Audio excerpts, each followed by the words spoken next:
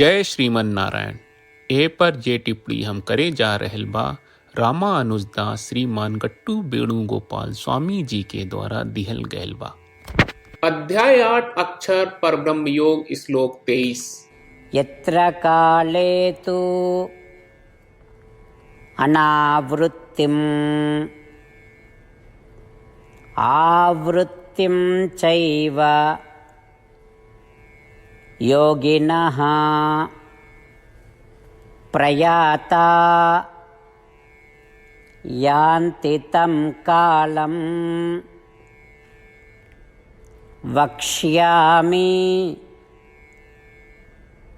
भरतर्षभा।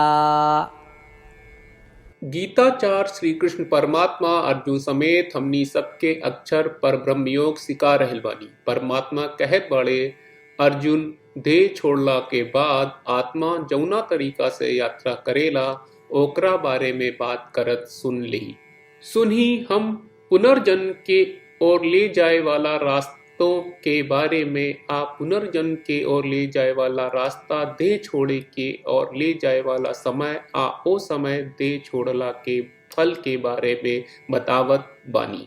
यही तरह श्री कृष्ण परमात्मा देह छोड़ला के बाद आत्मा के यात्रा कौन पथ से पुनर्जन्म न होके या कौन राह से पुनर्जन्म न होके देह छोड़ला के समय ओ समय देह छोड़ला के फल हमनी सबके साफ साफ समझावे के तैयारी कर रहल बानी। हमनी के श्री कृष्ण परमात्मा के उपदेश के ध्यान से सुनल जाए। हमनी के ब्रह्मानंद शाश्वत आनंद की ओर ले जाए वाला राही पर चले खातिर सच्चो जरूरी प्रयास करे के सुरूर कहल जाए। ओ दिव्य पथ पर जाए खातिर सब जरूरी व्यवस्था के आरंभ करे के कोशिश करत बानी, यौना से पुनर्जन्म न होके हमनी के श्री कृष्ण परमात्मा के वचन के जैसन बा और सही दोहरावे की कोशिश करी जा। यत्र काले त्वनावृत्तिम् आवृत्तिं चैव योगिनः प्रयाता यान्ति तं कालं वक्ष्यामि भरतर्षभा। श्रीमन्नारायण करिष्ये वचनं तव। श्रीमद् भगवत गीता का पूरा सार श्री कृष्ण परमात्मा ने अध्याय 18वें के श्लोक 65 से 70 में 8 काम करे खातिर दिले बाड़े। श्री कृष्ण कहले, हम ओ लोगन से प्रेम करनी जो लोग इन 8 बातन के मान तारे। हम ओ भक्तन के हर तरह से रक्षा करब।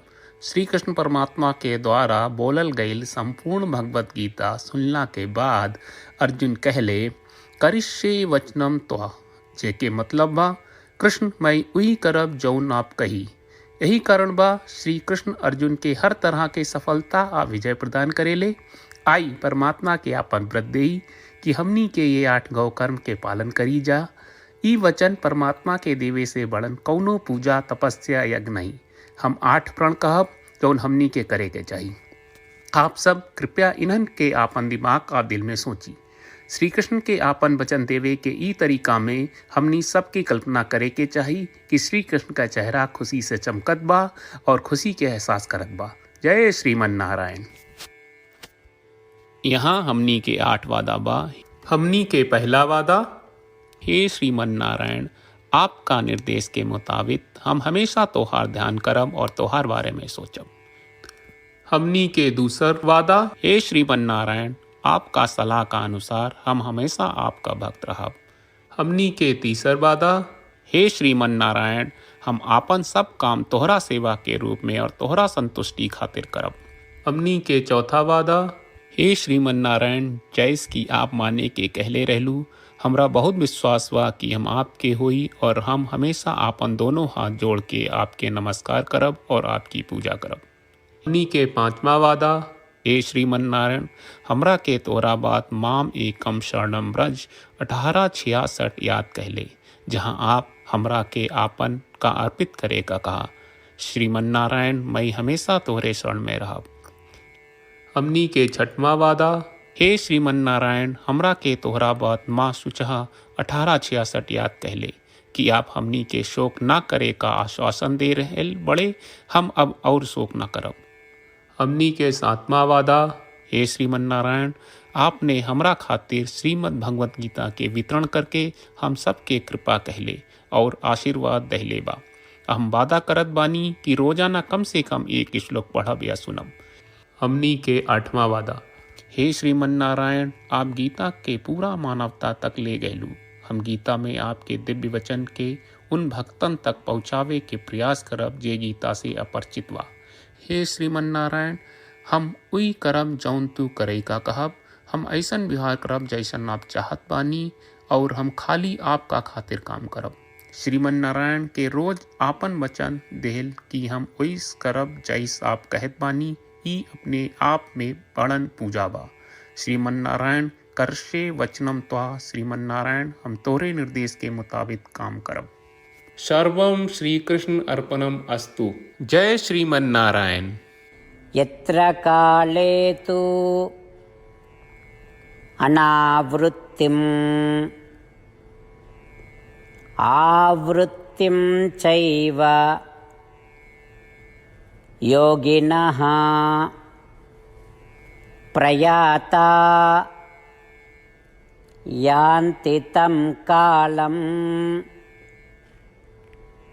वक्ष्यामि भरतर्षभा।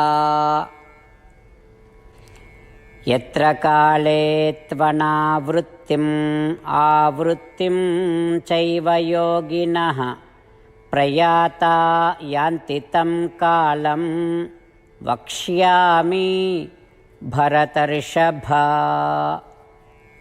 श्रीमन्नारायण,